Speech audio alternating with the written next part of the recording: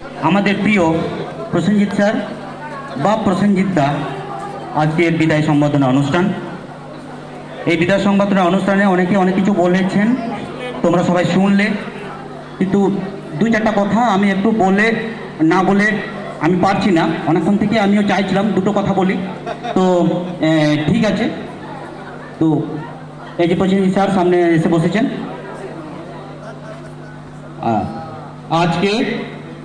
আজকের দিনটা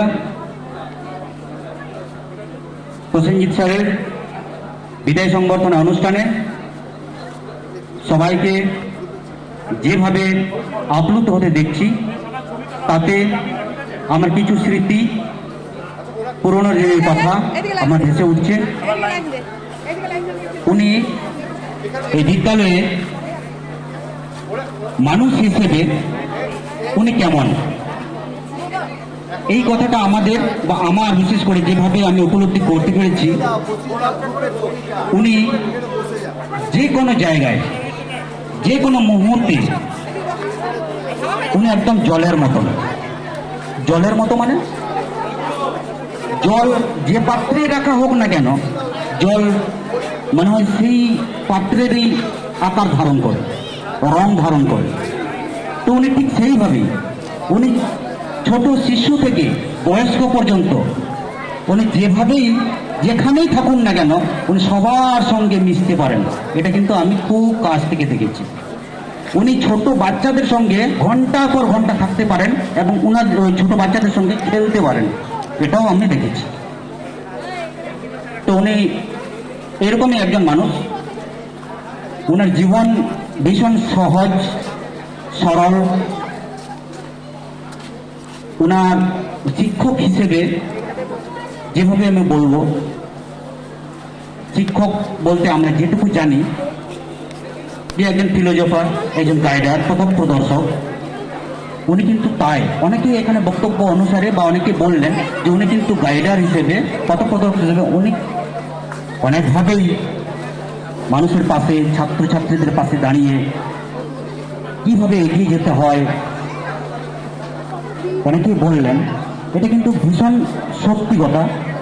আমার ব্যক্তিগত জীবনে সবসময় ওতপ্রোতভাবে আমি কিন্তু ওনার সঙ্গে জড়িয়ে থাকতাম। আমার যে কোনো সমস্যার সমাধানে আমি ওনাকে বলতাম। উনি খুব সুন্দরভাবে আমাকে কিন্তু কিছু পথের দিশা জানাতেন এবং সেইভাবে চলাতে আমি কিন্তু ভীষণভাবে অনেকবারই উপকৃত। এটা কিন্তু ভীষণ সত্যি কথা।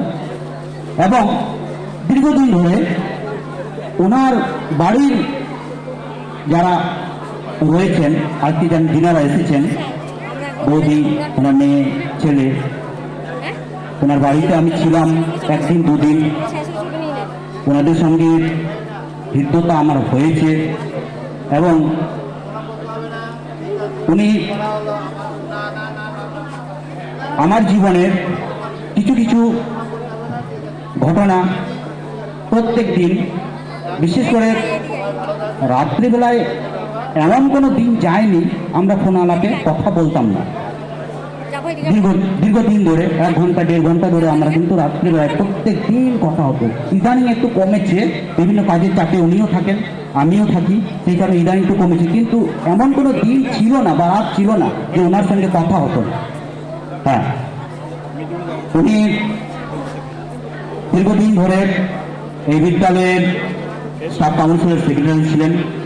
স্টাফদের দুঃখ, স্টাফদের সুখ, স্টাফদের সমস্ত আমাকে 2 দিন ধরে থাকতে হয়েছিল। এবং ওনার বাড়িতে আমি প্রসেনজিৎদাকে বললাম যে ঝমঝম করে বাইরে বৃষ্টি পড়েছে, যাওয়ার কোনো উপায় নেই, দাদা কি করা যাচ্ছে বলেন? স্কুলে কি কোনো কাগজপত্র কোনো কাজ কিন্তু আপনার ব্যাগে রয়েছে কি? বলছে হ্যাঁ রয়েছে, বার করুন। আমরা কিন্তু একদিন সারা রাত জেগে ওনার বাড়িতে, এই যে ছেলেমেয়েরা রয়েছে, ওনার ছেলেমেয়েরা রয়েছে, বৌদি রয়েছে, উনিও জানেন, বৌদির কাছে বোকাঝোকাও আমরা খেয়েছি সেই রাত্রে যে আমরা ঘুমোচ্ছি না বলে।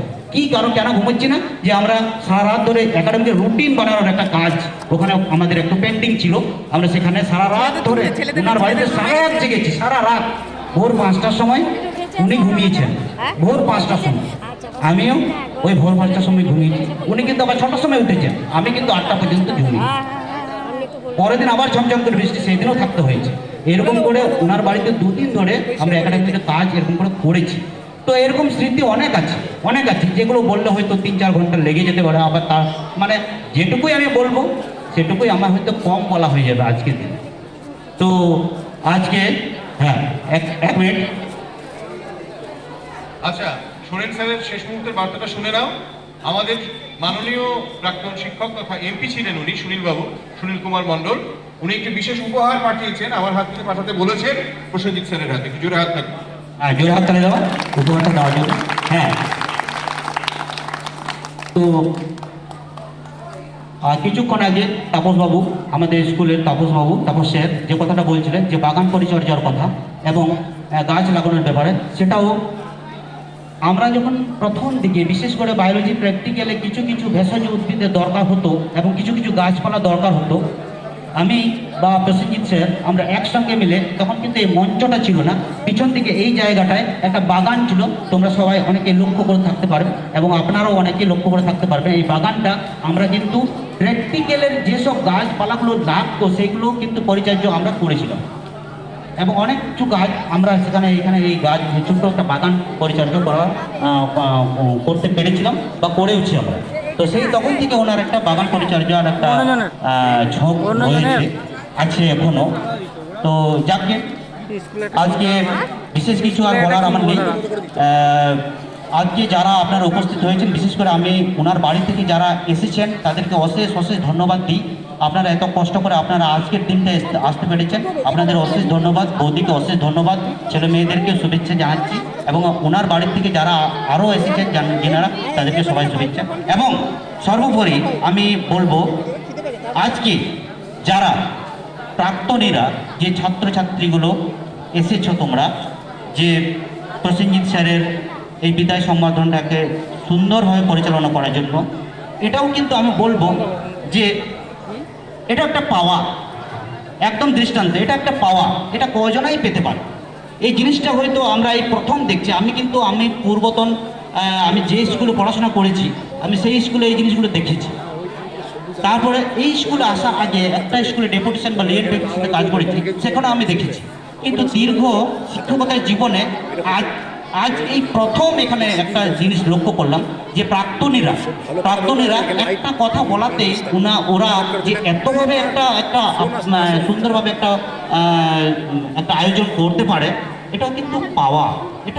এটা সবার ভাগ্যে হয়তো নাও জুটতে পারে, আমাদের ভাগ্যে কি হবে সেটা আমি জানি না, কিন্তু এটাও কিন্তু পাওয়া, এটা পাওয়া।